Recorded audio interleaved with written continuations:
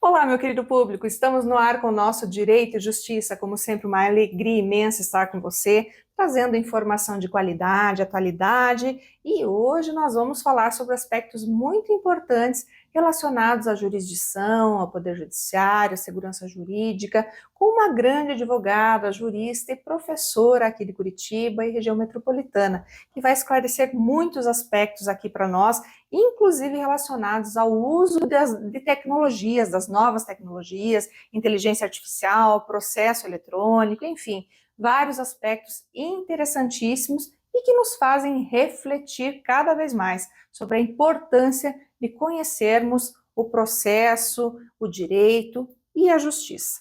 Além disso, também teremos as nossas colunas, como sempre, também de direito contratual, de direito imobiliário e também sempre com aquela alegria, trazendo ali o nosso querido amigo Gabriel Hermes, que desenvolve um belíssimo trabalho lá com a Orquestra Nova, que é aí realmente um colírio para os nossos olhos, né, que nos faz tão bem, com tanta boa vontade, com tanta beleza e com tanta excelência. Então esse programa hoje está incrível e daqui a pouco, então, no próximo bloco, após o nosso patrocinador, eu volto aqui já com a entrevista da semana. Então me aguarde, espera aí que a gente já está voltando. A Domínio Legal Soluções Imobiliárias é uma empresa que possui como objetivo social a gestão imobiliária, no que se inclui a regularização de imóveis. A Domínio Legal Soluções Imobiliárias trata da particularidade de cada cidadão, dentro das necessidades sociais dos moradores das regiões afetadas pela irregularidade imobiliária. Domínio Legal Soluções Imobiliárias.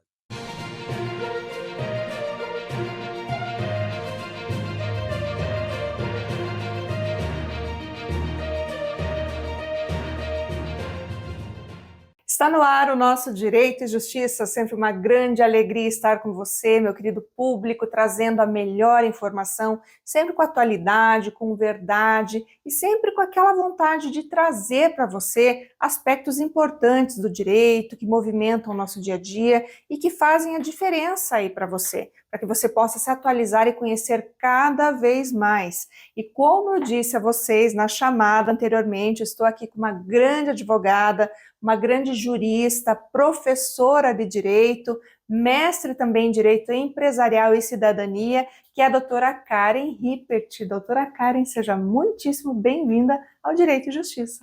Obrigada, doutora Débora. É uma honra estar aqui para tratar sobre temas que são tão relevantes para a nossa sociedade. Agradeço ao convite. Imagina. E é sempre uma alegria estar junto com você. Que bom, doutora. Eu fico muito feliz, porque assim, você é um grande exemplo, uma grande profissional, sempre referenciada e sempre realmente, né, aquela que traz e transmite para a gente tanta informação boa, grande pesquisadora que é também, sempre se dedicando aí na classe, né, tanto na advocacia, quanto também, né, como professora que é também de grandes instituições de ensino superior aqui em Curitiba e região metropolitana. Então a gente fica muito feliz em tê-la aqui hoje para falar de um aspecto tão importante e até, né, sobretudo atualíssimo aqui, especialmente quando a gente considera o momento que o país atravessa. E hoje a gente vai falar então de acesso à justiça, entraves e perspectivas, né, doutora? Sim, esse tema é um tema muito importante, né, doutora Débora? E é um tema, como a gente já havia conversado, que ele foi reflexo de um estudo que eu fiz no meu mestrado, né? E ele tem que ser debatido, porque diz respeito ao usuário do sistema de justiça, ao cidadão, né? Nós próprios que atuamos no direito, na seara do direito, que dia a dia estamos lutando pelos direitos dos jurisdicionados, nossos clientes. Então, é uma alegria poder conversar com vocês sobre a temática. E nesse momento, né, tão importante que nós vivemos, né, que o país atravessa, que é uma crise institucional, uma crise política, uma crise do poder judiciário, tão importante a gente refletir sobre essas temáticas que realmente trazem à tona aí algumas questões que devem ser revisitadas, não só pelos juristas, né, porque a gente discute isso sempre, né, seja em sala de aula, entre os nossos pares, né, com os nossos clientes, mas a questão, ela se espraia muito além hoje, porque o universo, ele é muito mais abrangente do que o apenas jurídico, né? Ele vai muito além. A gente está hoje enfrentando um problema muito sério aí de, inclusive, né, ter o judiciário fazendo às vezes de legislativo, executivo, não temos mais uma separação efetiva de poderes, e é tão importante a gente falar sobre isso, porque muitas vezes, né, para nós, que fizemos direito, né, doutora, independentemente da carreira jurídica, nós sempre aprendemos, né, o básico do básico, né, sobre a separação de poderes, Montesquieu, né, que se revira no caixão a cada vez que há aí uma tentativa de se miscuir, né, o poder judiciário no executivo, ou enfim, vice-versa, ou no legislativo. E hoje o que a gente vê é justamente isso, né, é uma soberania que acontece hoje no nosso poder judiciário, na mais alta corte do país, não tem como deixar de falar sobre isso, e a gente precisa refletir. E nesse ponto, doutora, será que a gente consegue, então, falar sobre essa crise judicial que nós estamos vivendo, esses aspectos, e até possíveis soluções, se é que dá para falar de solução quando a gente, infelizmente, tem alguém que concentra nas suas mãos um poder que exorbita qualquer esfera plausível? Quando a gente fala em acesso à justiça, a gente está falando sobre a ideia de um acesso efetivo e, consequentemente, quais são os obstáculos a vencer e tendo sempre em mente o nosso mundo concreto da vida, nossa realidade prática. Então, é uma discussão muito mais prática do que teórica, apesar de termos a necessidade de tratar de questões teóricas, né, que reverberam nas soluções práticas. E a gente tem, quando a gente então fala em um acesso à justiça efetivo, claro que discutir o papel de cada um dos poderes, e do outro lado, lembrar que a gente tem um jurisdicionado carente de uma tutela jurisdicional extremamente adequada e efetiva. Quando o cidadão ele bate a porta do judiciário, ele provoca aquela jurisdição que é naturalmente inerte para que ela atue, ele visa que o seu direito seja tutelado na máxima medida do possível. Então, se eu tenho um direito à vida e o direito à vida não se realiza, eu vou precisar buscar a tutela de um terceiro imparcial juiz para que ele vá e demande uma atuação, por exemplo, do plano de saúde, evite proteja a mulher em situação de violência doméstica, para tutelar aquele direito. Quando eu tenho o direito, por exemplo, de receber um valor, eu tenho que recorrer ao judiciário para que ele vá, faça uso das medidas coercitivas necessárias para que eu receba o crédito. Então, a gente não vive mais na vingança privada, né, da lei do talião, olho por olho, dente por dente. Então, é claro que o cidadão comum precisa dessa justiça. A gente carece que cada um dos poderes atue dentro da sua esfera de competência, sem exorbitar, sem ir a mais, nem atuar a menos, né? Para que esses cidadãos tenham, sim, os seus direitos assegurados, para que a gente tenha segurança jurídica, previsibilidade nas nossas relações sociais, né? E no direito a gente sempre conversa em sala de aula, e quem estuda direito sabe, sobre o papel que a legislação tem nas nossas vidas, que é justamente de trazer previsibilidade, eu saber o que eu posso ou não fazer. Então, se de repente eu teria a opção A, B, C e D, a legislação me diz que não, eu só tenho A ou B. Então, eu sei que se eu fizer C, eu estarei indo contra a norma. Exatamente. A gente até sabe, né, que a norma, muitas vezes, né, a gente tem a hermenêutica, né, tem a possibilidade de interpretar, nem sempre a norma diz tudo o que deveria, ela padece muitas vezes de omissão, e dá margem, justamente, a essa possibilidade de que se interprete, né, tanto é que a gente tem duplo grau de jurisdição, aquela coisa toda, para que, ao final deste processo, nós tenhamos uma decisão justa, equilibrada.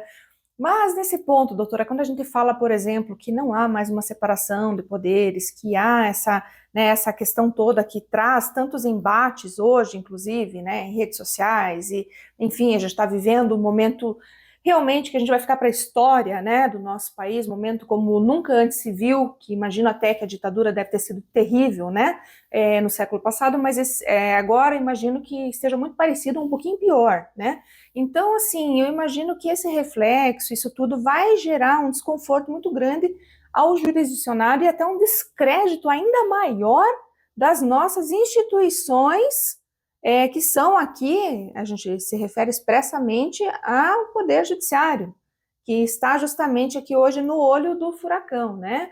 Então, eu imagino que esse descrédito vai realmente trazer uma insegurança, o jurisdicionado vai até se questionar, será que vale a pena entrar com algum tipo de medida para resguardar o meu direito diante de alguém ou de situações que eu vejo que, além da lei não ser cumprida, ela é totalmente ignorada? Então, como que fica isso para você, doutora? Eu creio que a falta de segurança jurídica, muitas das vezes, acaba afastando do sistema de justiça quem verdadeiramente dele precisa, né? Então, você não tem uma certeza nos tempos atuais sobre qual será o resultado da sua demanda. E nós sabemos que ingressar com uma demanda custa, tem o ônus de sucumbência para o perdedor, né? E a gente, então, tem visto um movimento de desjudicialização do sistema de justiça, justamente na tentativa de fugir a esse judiciário burocrático, moroso, que enfrenta essa crise. Uhum. E a desjudicialização, só para explicar para quem está nos ouvindo, ela está relacionada à maior adoção dos chamados métodos adequados de resolução de conflitos. Então, mediação, conciliação, arbitragem. É justamente essa tentativa de sair dessa justiça incerta para uma via mais autoconsensual, mais pacífica, dialogada, em que, através do diálogo, nós, partes, conseguimos chegar à solução que melhor atenda à solução do nosso conflito, né? Uhum. Então, essa é a tendência que a gente tem visto, justamente porque nós vivemos quase uma salada mista no judiciário, né, em que você não sabe, no dia de amanhã, o que será decidido, se a sua causa, a sua demanda vai ser impactada, e há um ônus elevado. Inclusive, a segurança jurídica impacta pedidos de justiça gratuita. Né? Então, o jurisdicionado não sabe se o benefício lhe será deferido, mesmo que ele precise, porque não há uma regra clara sobre qual é o patamar mínimo ou máximo para concessão, né, da gratuidade, não é uma regra clara sobre quais documentos são necessários. Então, você pode ter, de repente, um cidadão que pediu o benefício, teve indeferido e ganha R$2.000. E outro que ganha 10, 5, 4 e teve o benefício deferido. Sim. Então, isso tudo acaba afastando nossos cidadãos que são tão carentes do sistema de justiça, principalmente os que mais precisam. E além da insegurança jurídica, doutora Débora, a gente sabe que no nosso país as pessoas não sabem sequer sobre os seus direitos. Exatamente. E por isso que o nosso programa tem um papel relevantíssimo aqui, que é justamente chamar a atenção, informar, trazer a verdade com muita convicção, muito respeito ao nosso público, para que ele conheça cada vez mais os seus direitos. Mas, gente, não acabou ainda não. Agora eu vou chamar aí o nosso comercial, que fala muito aí sobre aquilo que a mulher, que o homem, que todos nós precisamos, que diz respeito aos cuidados que nós podemos ter, e uma indústria muito importante que vem há 74 anos revolucionando esse mundo da beleza, traz para a gente essa possibilidade que é a farmácia. Então vamos conhecer um pouco mais destes produtos e disso tudo que essa empresa vem fazendo por todos nós. Vamos lá?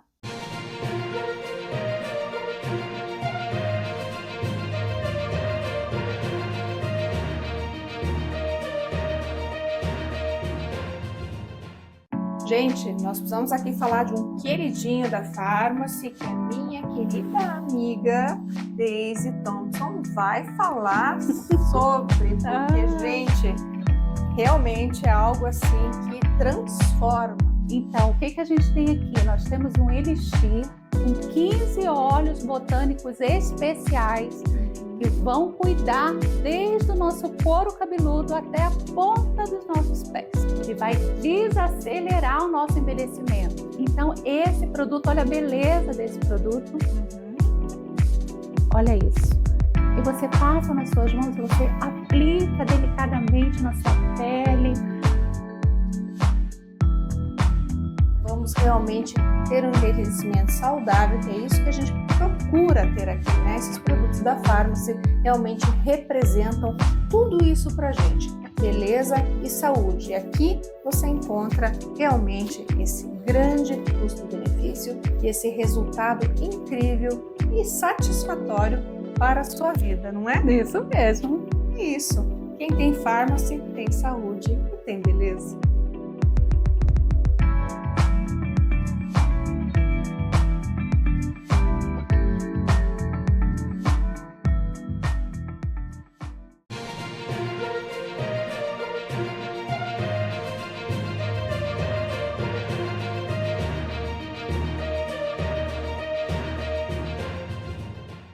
Voltamos então aqui com a doutora Karen Rippert, conversando hoje sobre esse assunto tão importante que é o acesso à justiça, entraves e também perspectivas, né, gente? Quais são as perspectivas diante de tudo isso que está acontecendo, né? E também diante dessas questões todas aí que não são novidade para ninguém, né? A gente também imagina que o jurisdicionado, o cidadão que procura a justiça, deve se questionar muito, né, doutora Karen, em relação à efetividade justamente do sistema. Será que ele é efetivo? Será que eu vou ter acesso realmente ao meu direito? Considerando, né, as decisões que vêm sendo proferidas, inclusive pelas mais altas cortes, será que eu realmente vou conseguir? Doutora Débora, é uma sensação geral da população com relação à dúvida quanto à efetividade da prestação da tutela jurisdicional. E essa dúvida ela é refletida em algumas pesquisas feitas aqui no nosso país. E a crise da jurisdição ela é tratada em números pelo relatório do CNJ, Justiça em Números. E essa crise ela vem vindo um pouco lá de trás, há uma questão histórica por detrás, né? Então, no início, a gente busca frear o poder ali no Estado liberal, porque no momento anterior, os reis, o executivo abusou do poder. E aí, no momento seguinte, a gente deposita toda a nossa fé na figura do executivo, no Estado social, o Estado máximo, o welfare state. E quando a gente entra no Estado de Direito, a nossa máxima, depois de tantas violações de direito, era justamente a proteção da dignidade da pessoa humana. E aí a gente chega, então, no modelo que nós temos hoje em dia, em que a pessoa humana deve estar no centro e que, portanto, o judiciário ele tem que funcionar adequadamente. E foi depositado à figura do judiciário, nesse momento histórico, a função de tutelar os nossos direitos a partir do exercício da jurisdição quando provocado. Então, por isso que a gente precisa que esse judiciário, como eu disse, funcione adequadamente, mas a gente também precisa que a população conheça sobre os seus direitos, conheça o judiciário e, além disso, que haja, como a gente já conversou, esse exercício dentro da sua competência, nem para mais, nem para menos, para que o cidadão ele possa mudar essa sua perspectiva e confiar mais no sistema de justiça. Creio que as medidas que têm sido tomadas, por exemplo, em termos de desburocratização, de uma administração pública mais gerencial e menos burocrática, têm se mostrado efetivas em alguma medida. Então, hoje a gente já tem a adoção, por exemplo, de novas tecnologias no sistema de justiça. A gente tem o CNJ cobrando o judiciário, né, a partir da análise estatística dos dados. O judiciário hoje, ele é um grande gerador de dados, a partir do momento que nós tivemos os processos do físico migrando para o digital. Então, a partir desses dados, a gente consegue diagnosticar o sistema de justiça, dizer o que está bom, o que não está, e cobrar os magistrados, servidores, toda essa máquina que envolve dinheiro público para que funcione com excelência, de forma ótima, como se espera de toda a administração pública. O judiciário faz parte da administração pública, é importante, né, que a gente fale disso. Então ele tem que obedecer todos os princípios que são inerentes a essa função que exerce, princípios esses que estão previstos na Constituição Federal. Né? Ainda que não esteja tão, né, assim, sendo levado em consideração quanto deveria, não é mesmo? Mas a gente não pode perder a esperança, né, doutora Não Karen? podemos perder a esperança. E acreditar que, assim como ocorre na ciência, a gente tem que pensar que toda crise de paradigma nos convida ao novo. Então, a gente nada mais está vivendo do que a crise de um paradigma que vinha se estabelecendo como a melhor solução até então dos problemas que a gente enfrentou no pós-guerra. E agora a gente está se colocando diante dessa situação, percebendo o que foi bom, o que não foi, e quem sabe eu espero que os cientistas, pesquisadores do direito, juristas, se coloquem a pensar em soluções para que nós tenhamos mais previsibilidade, mais segurança jurídica, para que a população se aproxime cada vez mais do sistema de justiça, para que a gente, na realidade, a gente já sabe, estudamos isso no curso de direito, o cidadão ele está no epicentro da nossa jurisdição. Então, tudo isso tem que ser discutido, tem que ser falado, tem que ser pensado e questionado, para que juntos nós consigamos achar uma solução. O lado ruim é a crise que nós estamos enfrentando, o lado bom é que toda crise nos convida ao novo. Então temos que ter essa perspectiva de pensar sobre os problemas que enfrentamos e estudar esses problemas para tentar achar uma solução que atenda os nossos cidadãos. Exatamente, né? Eu também procuro sempre ver com bons olhos todas as questões que envolvem crises, porque delas justamente emerge uma força, uma vontade de renovar aquilo que não está dando certo e também, claro, aproveitar aquilo que tanto fizemos de bom até esse momento. Então, eu creio que é um momento de grande reflexão para que todos, né, como você falou, juristas, cidadãos, todos se voltem, né, ou melhor, até falando, voltem o olhar para isso tudo e consigam tirar o melhor, para que quando passado este momento, sei que vai passar, assim como todas as outras crises que o Brasil já enfrentou, já superou, né? Sei que também será superada, mas que também consigamos sair mais fortes de tudo isso, né? Mais fortes e mais conscientes dos nossos direitos e realmente entendendo a complexidade das relações que vão sendo forjadas ao longo do tempo e que não estão em compasso com aquilo que deve ser, que a gente aprende muito, né, o dever ser, né, então a gente tem muito esse dever ser no direito e o que seria o dever ser diante de determinadas situações. Então eu acho que é o momento realmente da gente pensar, refletir e se apropriar o máximo que pudermos de conhecimentos. Né? Quem tem conhecimento tem poder, tem tudo, né? Então a gente tem que conhecer para poder realmente reivindicar. Mas, doutora, ainda tem mais. Vou chamar agora a nossa coluna para que você também conheça um pouco mais do direito, a coluna do doutor Edilson Santos da Rocha, com o direito contratual, super importante aqui. E na sequência a gente volta com a doutora Karen para refletir mais um pouco sobre tantos aspectos importantes aqui da temática que ela trouxe para a gente dialogar hoje. Vamos lá?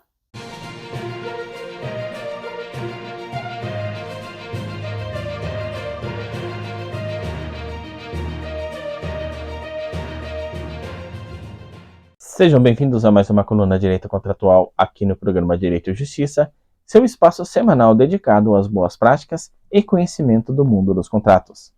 Hoje vamos falar sobre um tema fundamental para quem quer transformar um terreno bem localizado em um empreendimento lucrativo. Vamos falar sobre o contrato de parceria para a incorporação imobiliária. A incorporação exige investimentos elevados, estudo de viabilidade, aprovação de projetos e muitas horas dedicadas a licenças e trâmites junto à prefeitura, ao cartório de registro de imóveis. Para o proprietário do terreno, a demanda de recursos e expertise pode parecer intimidante. Para o incorporador, encontrar áreas com potencial de valorização nem sempre é tarefa simples. É aí que entra o contrato de parceria. que estabelece responsabilidades, divisão de custos e distribuição de lucros. Ao invés de comprar o terreno, o incorporador oferece ao dono da área participação nos resultados, criando um alinhamento de interesses desde o início. No coração desse tipo de contrato, temos duas figuras centrais. De um lado, o proprietário do imóvel, que aporta o terreno, muitas vezes considerado o insumo primordial de qualquer empreendimento, e do outro, a incorporadora, que não só traz recursos financeiros, como também coordena projetos arquitetônicos, captação de recursos e venda de imóveis na planta. O contrato de parceria formaliza como cada parte contribuirá, seja em capital, seja em trabalho, seja em uso de equipamentos ou na gestão comercial do projeto, e define o que cada um receberá ao final, depois de vendidas as unidades. Boa parte do sucesso da parceria depende de cláusulas contratuais claras em pontos que podem gerar controvérsias. Nesse sentido, há que se iniciar com a definição do objeto do contrato, delimitando exatamente a área a ser incorporada, com a especificação do percentual de participação de cada parceiro. Em seguida, há que se fazer coincidir em cronogramas de aporte de recursos com o fluxo de caixa da obra, determinando-se quando cada parte vai investir e em que condições os desembolsos serão liberados. Necessário também o estabelecimento de penalidades para o caso de atrasos ou descumprimento de prazos, garantindo que ambas as partes tenham segurança e que a obra não fique parada. Outro elemento essencial é a cláusula de garantias. Para a mitigação de riscos, é praxe as incorporadoras se utilizarem de garantias reais, como hipoteca ou alienação fiduciária do terreno, até que a fase de vendas gere receitas suficientes para cobrir o investimento. Por sua vez, o proprietário deve checar a experiência da incorporadora e exigir comprovação de capacidade financeira para evitar que o projeto seja abandonado. Nesse caso, se mostra interessante a contratação de um seguro-garantia. Em paralelo, é crucial a definição dos critérios de prestação de contas, quais relatórios serão apresentados, em que periodicidade e com que nível de detalhamento serão mostradas as receitas, despesas e comissões. Ainda na área de riscos, convém destacar a importância da cláusula de rescisão e de solução de conflitos. Situações como no caso de mudança de zoneamento, crises econômicas que afetam o mercado imobiliário, ou até mesmo divergências sobre a qualidade dos acabamentos podem levar problemas às partes. Ter um caminho previamente acordado, preferencialmente mediação seguida de arbitragem, minimiza o impacto no cronograma e evita que conflitos judiciais se arrastem por anos, onerando o patrimônio de ambas as partes. Para garantir o equilíbrio da parceria, é importante também incluir cláusulas que tratem da comercialização das unidades, quem será responsável pelo corretor, se haverá exclusividade de vendas, qual será a política de descontos e como serão divididas as comissões pagas pelos compradores. Alinhar esses detalhes previne problemas e impede que conflitos de interesse inviabilizem o empreendimento. Afinal, um bom contrato de parceria é aquele que, mesmo sem prever todas as situações, estabelece mecanismos de governança flexíveis o bastante para serem adaptados conforme o projeto evolui. Celebrar um contrato de parceria bem estruturado pode significar a diferença entre retomar uma área ociosa e transformá-la em um condomínio valorizado ou ver um empreendimento empacar em litígios ou escassez de recursos. Se você é proprietário de terreno, pesquise o histórico da incorporadora e dedique tempo à análise de cada cláusula. Se você representa uma incorporadora, apresente ao parceiro toda a transparência possível e demonstre solidez financeira e técnica. Dessa forma, a confiança construída na fase inicial se refletirá em obras entregues no prazo e com a qualidade esperada. Espero que essas orientações ajudem vocês a visualizarem nos contratos de parceria muito mais que um acordo formal, mas sim um verdadeiro roteiro para o sucesso de um empreendimento imobiliário. Na próxima semana voltamos com mais conhecimento sobre o mundo dos contratos. Até lá!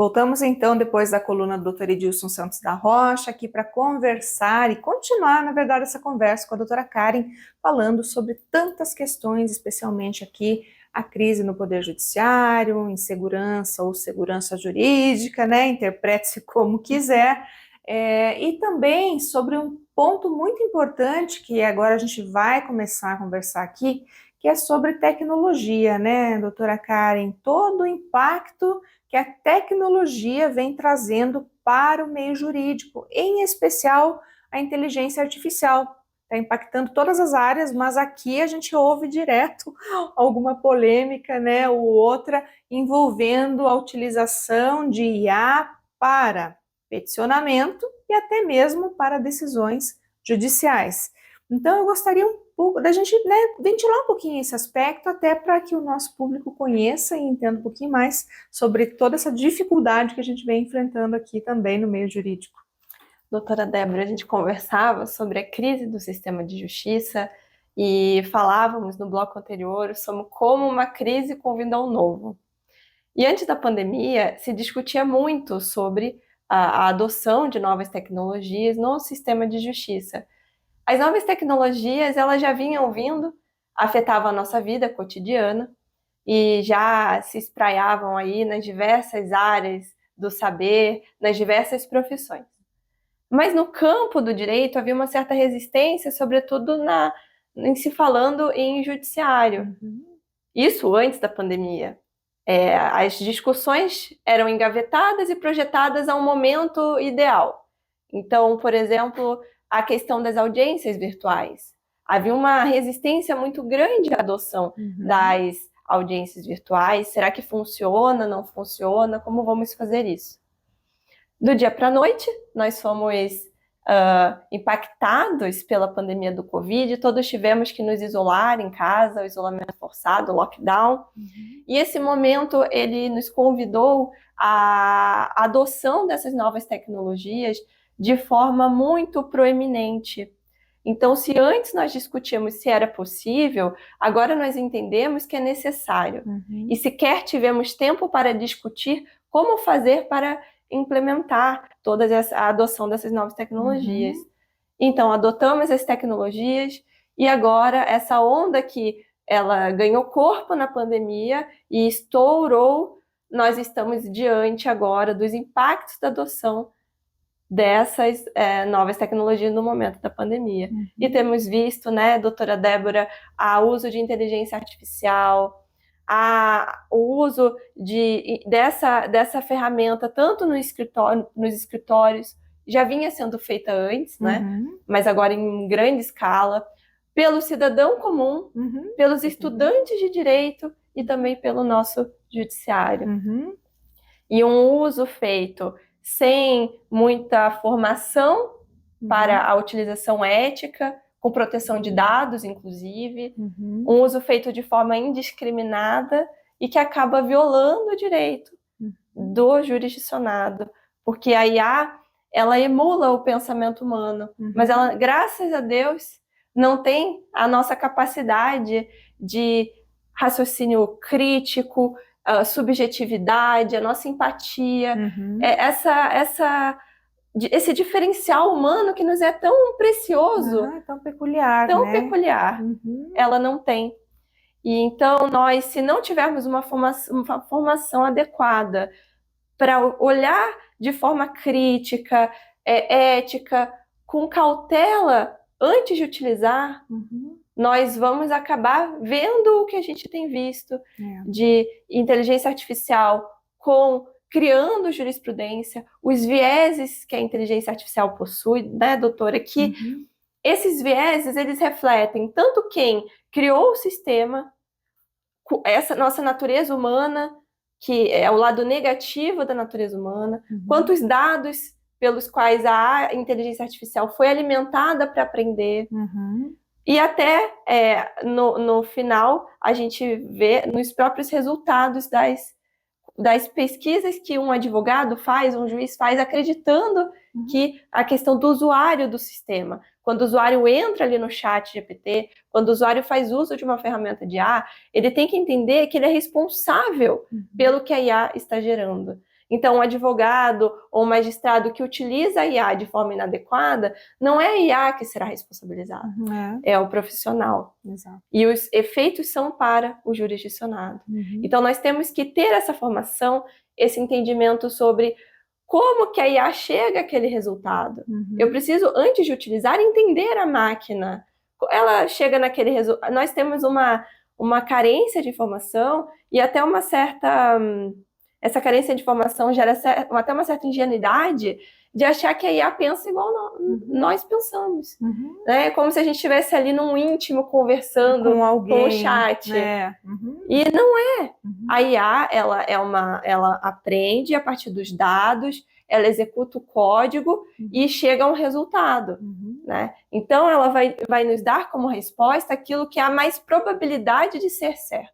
Não há senso crítico, não há análise das questões subjetivas, fáticas, por exemplo, do caso, como nós, advogados, fazemos, como os juízes fazem, não há nada disso. É uma análise probabilística. Então, inteligência artificial é ferramenta de suporte, não é ferramenta para gerar petição do início ao fim. Falo sempre para os meus alunos, para os alunos que estiverem me assistindo, não é ferramenta para você fazer o trabalho, porque para um bom profissional do direito poder exercer a sua atividade, ele tem que desenvolver habilidades, as chamadas soft skills, hard skills. E essas habilidades a gente só aprende exercitando. Exatamente, até porque a advocacia, né, especialmente aqui, né, como estamos falando com a doutora Karen, né, que é advogada, exige muito do profissional, né, são várias competências, né, a competência na argumentação, né, enfim, você tem que ter uma boa argumentação, você tem que ter um conhecimento, até porque você vai defender o teu cliente, seja numa audiência, seja no tribunal, vai fazer uma sustentação oral, lá você não vai poder usar a IA para fazer por você, não é mesmo? Então, isso para falar o básico aqui. Então, a inteligência artificial, especialmente para as novas gerações que estão vindo aí, né, nessa caminhada já tão avançada, né, que nós... podemos dizer ali que somos ainda, né, aquele híbrido, né, que veio ali de processo físico, né, depois foi se adaptando, como você bem ponderou. A gente passou por um momento muito importante histórico, que foi a pandemia também, que assolou o mundo inteiro, e não foi diferente aqui no Brasil, né, além das perdas humanas, também tivemos muitas situações que deflagraram uma crise econômica grave, séria, mas isso também ajudou a aparelhar o Poder Judiciário, introduzindo essas ferramentas que hoje são essenciais para nós. Como eu sempre falo, de toda crise, até falamos isso no bloco anterior, né, da crise emergem soluções. Se a gente pensar sempre com inteligência, com racionalidade, a gente sempre vai tirar proveito de alguma coisa, no sentido, né, estou falando no sentido positivo, né, que, por exemplo, no caso de audiências virtuais hoje. Nós temos audiências virtuais que possibilitam, por exemplo, que uma pessoa fora do país, que esteja em viagem, possa ingressar pelo link e participar daquela audiência. Por exemplo, um juizado especial civil, em que a parte autora da ação, ela não pode faltar, né? Ou mesmo até o réu, né? Pode ter uma revelia, pode ter uma confissão ficta, dependendo da situação. Então, se você tem, por exemplo, hoje uma audiência virtual, você não está mais tolhido do direito, você pode estar em qualquer lugar do mundo que tem internet que você participa, né?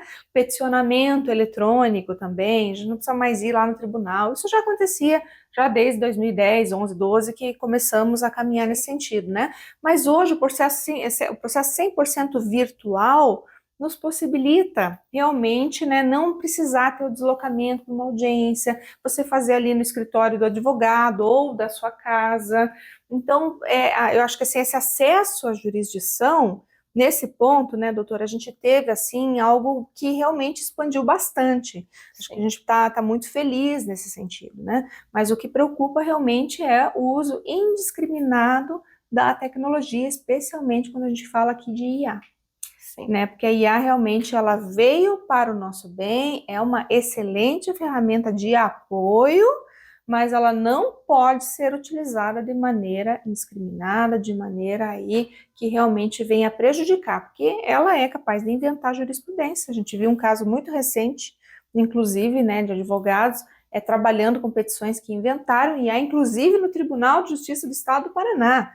Então, gente, é muito sério isso, porque além de você, né, estar trabalhando com uma ferramenta que não deve ser utilizada dessa forma, você se prejudica como profissional.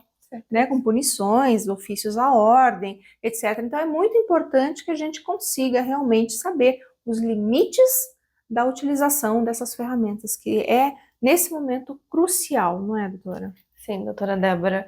A gente precisa, então, sempre a gente acaba voltando nesse tema, falar em letramento para a utilização dessas ferramentas, né? Então, a partir de agora, em que se tornou tão comum, é engraçado a gente voltar pouco tempo atrás, pandemia foi recente, e imaginar que a gente ouvia falar em inteligência artificial. E agora todo mundo do seu smartphone consegue utilizar gratuitamente uma ferramenta. Simplesmente entra lá no chat, né, e pergunta. Né, até quem desabafe com o chat GPT. Eu já ouvi falar, tem gente que nem fala mais com o psicólogo, né? Dá nome para o chat GPT e conversa com ele mesmo e resolve seus problemas, né? Claro, tem sido solução para muita gente, né? Mas, exatamente. Né, com moderação também, né, doutora? Então, nós temos que pensar, entender, compreender. E eu creio que seja muito importante adicionar como disciplina nas faculdades, para, inclusive, se falando em escolas também, aproximar os cidadãos, porque se tornou assim como o celular que se tornou quase um membro, que a gente já não anda, não anda sem. Você sai de casa sem celular, parece que tá faltando alguma coisa. Exatamente. Você tá sem roupa, né? Exatamente. A mesma coisa a inteligência artificial, a gente entender como funciona, entender quais são os limites para olhar de forma crítica e fazer um uso consciente.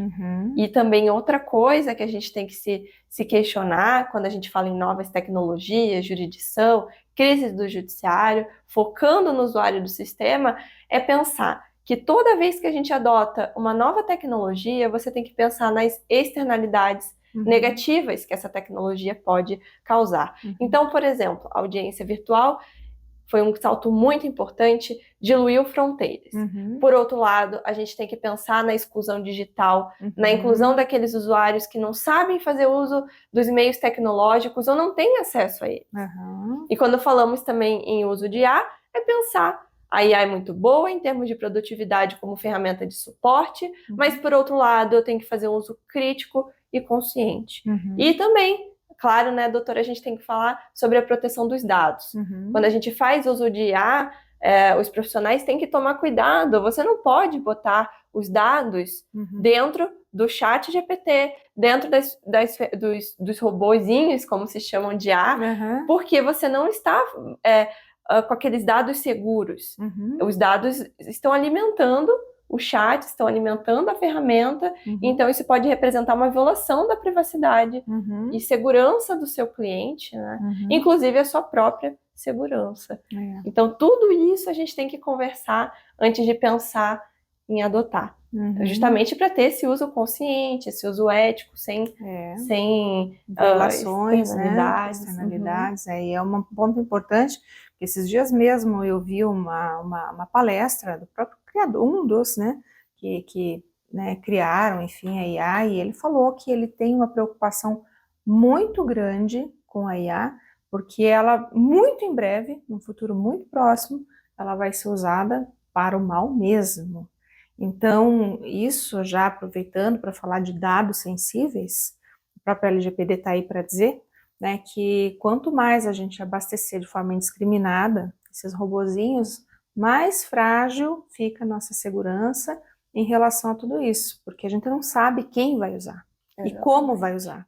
Então é muito importante a gente ter consciência disso para que nós tenhamos a proteção necessária no que diz respeito aos nossos dados, à nossa vida, à nossa intimidade, à nossa privacidade, que são direitos constitucionais.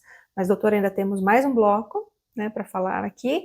Então agora eu vou chamar a coluna de Direito Imobiliário e também o meu queridíssimo amigo Gabriel Hermes, que faz aí um belíssimo trabalho com a Orquestra Nova de Curitiba, para que vocês tenham aí esse sussurro, né, que vem da alma, esse prazer tão grande que ele nos traz quando ele faz o seu belíssimo trabalho com essa grande inclusão promovida pela Orquestra Nova. Vamos ver um pouquinho desse trabalho?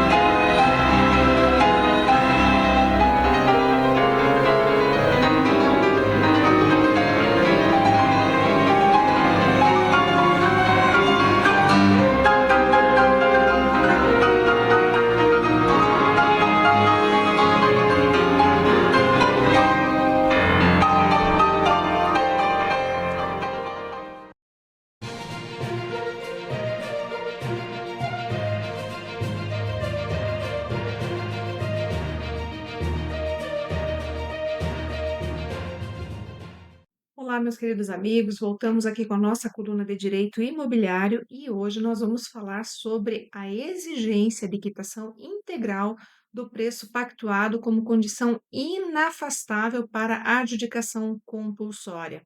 Quem de vocês aí já não ouviu falar daquela pessoa que pagou todo o valor do imóvel, tinha um contrato aí de compra e venda, um instrumento particular, no entanto, houve a impossibilidade de lavrar uma escritura pública por resistência do vendedor ou outra situação aí que às vezes a gente sabe que acontece na prática e acaba impossibilitando o comprador de fazer o registro desse imóvel.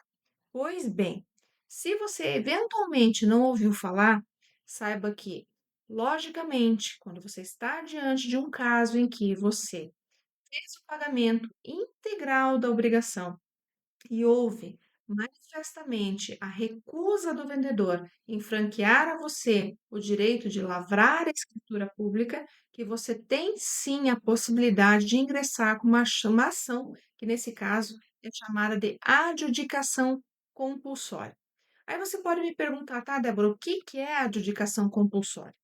Ação que te dá o direito de fazer que você tenha uma carta de adjudicação que vai ser expedida para que você consiga registrar esse bem em seu nome.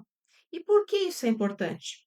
Porque se você não registrar esse bem, ele vai continuar na esfera dominial do vendedor, ou seja, continua sob a titularidade do vendedor. E esse é o grande problema aqui, gente. Por isso que nós temos que nos preocupar sempre em transferir o imóvel.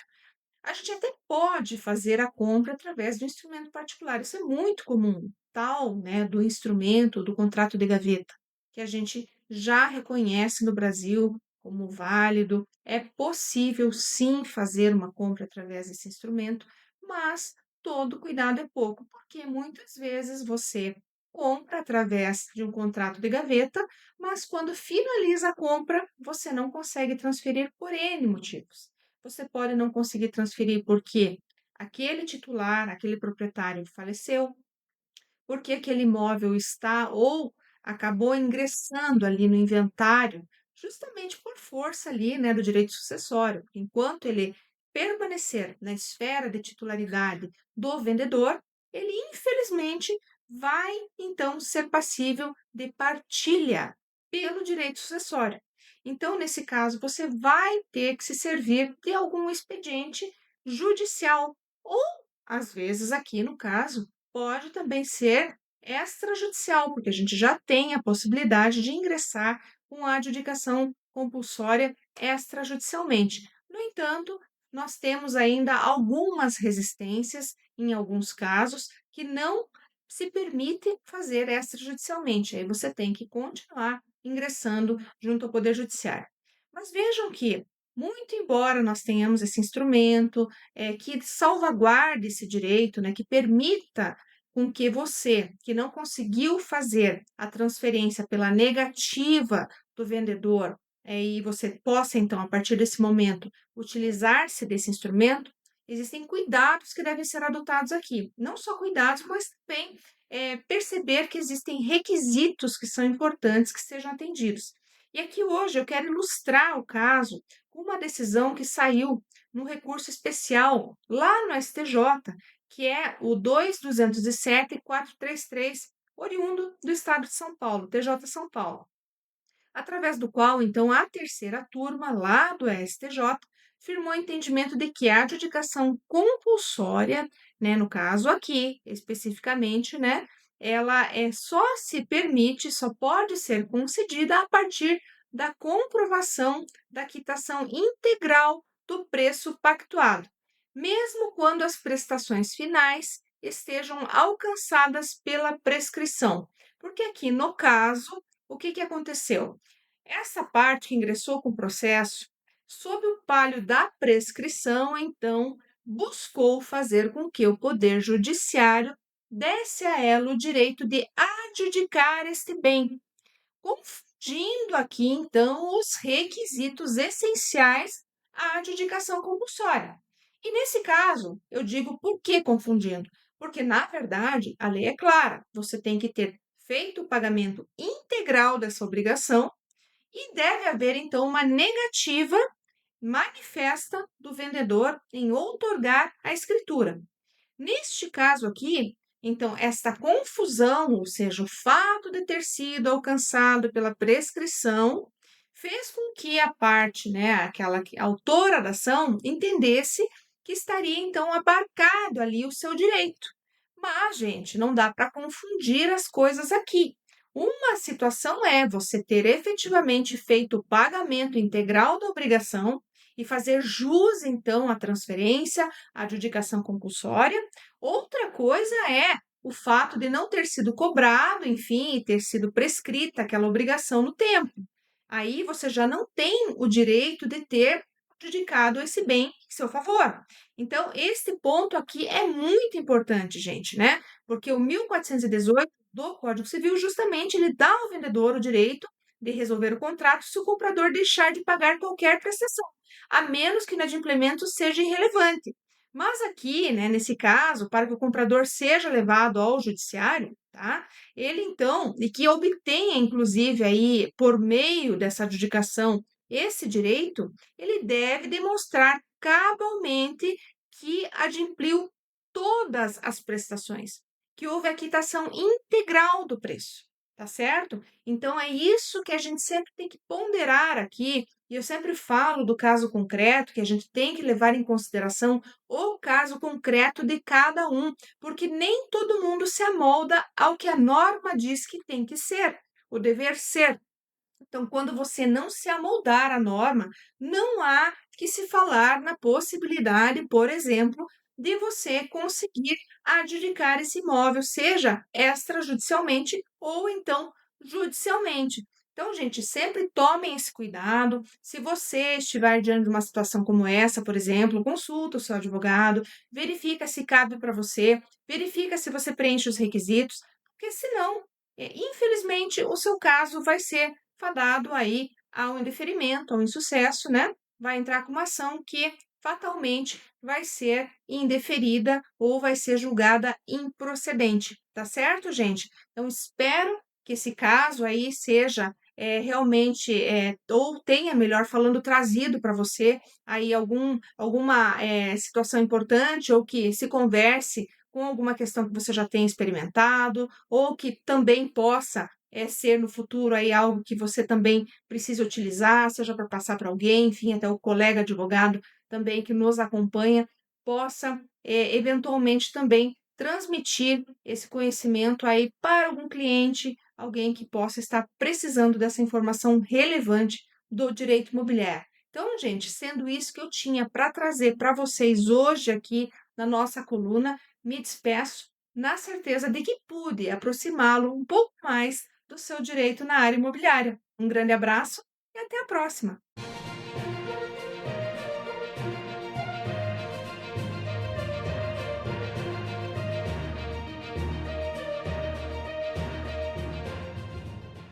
Voltamos então com o nosso último bloco aqui no Direito e Justiça para conversar mais um pouquinho, com a doutora Karen. Doutora, a gente falou de tantos assuntos hoje que são tão importantes, mas eu acho que de tudo isso que nós conversamos aqui, um aspecto que me chama muito a atenção é a questão da cidadania mesmo, como exercício de direitos, e justamente traz aí à mente vários outros aspectos, como dignidade da pessoa humana, o acesso à jurisdição, direito de petição e tudo isso aí que a gente sabe que está diretamente relacionado com a jurisdição, com o poder judiciário de forma geral. E até mesmo essa segurança jurídica que é tão relevante aqui, tão importante, essencial para todos nós, Então, nesse sentido, eu gostaria muito que você explorasse esse aspecto, até como exercício de direitos, para que todos tenham essa convicção de que devem requerer e devem realmente ter informação adequada, essencial, para que possam exercitar tudo aquilo que está previsto no nosso ordenamento jurídico. Aqui no nosso país, doutora Débora, a gente vê uma cidadania adormecida e nós não temos uma cultura de tanta participatividade. Isso se vê muito refletido na crise do judiciário, na perspectiva do excesso de litigiosidade. O país ele é reconhecido, o Brasil, como um país litigante.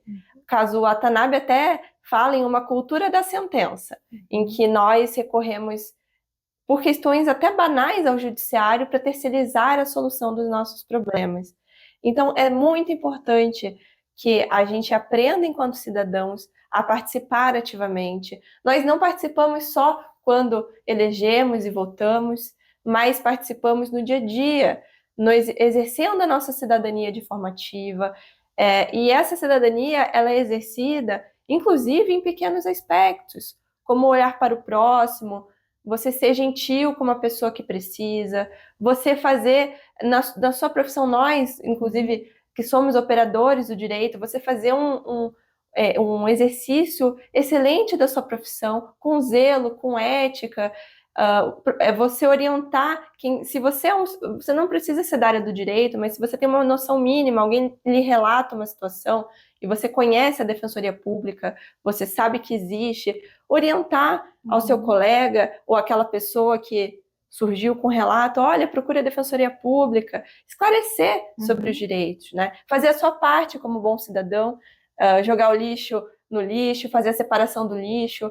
São pequenos passos que tornam o nosso país um país melhor, né? E não é só exercendo a cidadania por meio de uma ação. A ação é clara, a jurisdição é um espaço em que o cidadão tem voz para falar, mas também podemos solucionar nossos problemas por meio da mediação, da conciliação, do diálogo, aprender a fugir um pouquinho dessa elevada judicialização, da litigiosidade, da contenda e buscar o diálogo. Porque para que o judiciário não tenha tantas demandas que poderiam ser resolvidas pelo diálogo, muitas vezes a gente acaba indo para a jurisdição e rompe vínculos, vínculos familiares, vínculos com sócios, e não há necessidade disso. Nós podemos, enquanto cidadãos, aprender então a sentar, conversar, alinhar interesses, tentando achar uma solução que seja boa, ganha-ganha, para ambas as partes. Isso faz parte da cidadania. Quando a gente usa a inteligência artificial adequadamente ou inadequadamente, isso também envolve o exercício da cidadania. É fazer o seu pequeno trabalho como num formigueiro. Cada um tem o seu pequeno trabalho para que nós vivamos num mundo melhor, ambientalmente, em termos de direitos, em termos de saúde. Se todos nós fizermos a nossa parte, né, doutora Débora, que mundo melhor a gente não vai viver. Mais pacífico, com mais segurança, educação, né? Isso é o que a gente espera, é o dever ser, né, o dever ser, exatamente, e é a responsabilidade, né, de não terceirizar também esse aspecto, né, que eu acho que é tão importante. A gente sempre gosta muito de falar, mas por que o governo não faz, porque o fulano não faz, porque não sei o quê, mas cada um tem o seu papel na sociedade como cidadão, né, cidadãos que somos aqui. Cada um de nós tem o seu papel e deve, justamente, conhecendo cada vez mais, exercitar esse papel social, porque a gente também promove uma sociedade melhor, né? Melhor, mais qualificada, mais preparada e realmente mais consciente daquilo que deve ser e do que não deve ser também. Então, acho que, doutora, a gente, com certeza aqui, especialmente você com teu conhecimento todo, né, teu estudo, teu trabalho brilhante que vem sendo desenvolvido aí em vários aspectos, seja na academia, seja como advogada, né, trouxe para nós aí realmente muitas reflexões, né, propiciou isso hoje aqui no Direito e Justiça, e eu te agradeço muito por ter vindo, disponibilizado parte do seu tempo, né, que eu sei que sua agenda também é muito corrida, e isso para nós faz toda a diferença, porque a gente quer realmente fazer do mundo um lugar melhor. E esperamos que esse programa seja essa semente, que possa fazer com que as pessoas reflitam, conheçam e se abasteçam daquilo que é importante e imprescindível. Então tá bom, doutora, agradeço mais uma vez, espero que volte, tá? Volte sempre que quiser, a casa é sua também, e sempre traga aí temas como esse que fazem a gente realmente pensar cada vez mais, tá bom? Muito obrigada. Eu que agradeço. E eu mais uma vez me despeço de você, meu querido público, sempre deixando aquela mensagem que espero toque o seu coração e faça você pensar, que é o fato de você poder sempre conquistar o seu espaço, especialmente poder cada vez conhecer mais de várias áreas, poder realmente mudar a sua vida cada vez para melhor, porque você é um ser humano único, é um ser humano capaz, dotado de potencialidades, que essas potencialidades despertem em você e te façam chegar cada vez mais perto e chegar e alcançar mesmo aquele lugar em comum que é só seu e que você deve estar ocupando. Então, eu torço sempre para o melhor e torço sempre para que você um dia possa olhar para trás e dizer, valeu a pena, eu pude mudar de carreira, eu pude transitar, eu pude estudar, eu fiz com dificuldade ou não, mas eu conquistei meu espaço e sei que você pode. Então eu torço por você, estamos aqui sempre, por você também. Um grande abraço e até a próxima semana.